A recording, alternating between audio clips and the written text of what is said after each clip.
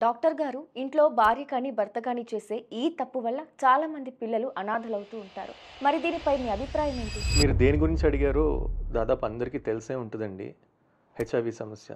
చాలా బాధగా ఉంటదండి. మా దగ్గరికి వచ్చే హెచ్ఐవి పేషెంట్స్‌ని చూస్తూ ఉంటే.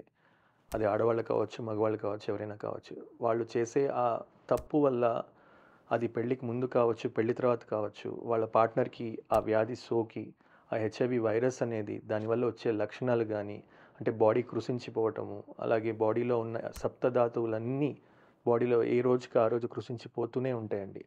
దీనికి పర్మనెంట్ ట్రీట్మెంట్ లేకపోయినా మనందరికీ ఆయుర్వేదంలో ఫర్ ఎగ్జాంపుల్ ఒక పర్సన్ లైఫ్ స్పాన్ ఒక 1 ఇయర్, 2 ఇయర్సే ఉందనుకోండి. దాన్ని మనం 5-10 ఇయర్స్ వరకు గూడా మనం చేయగలిగామండి.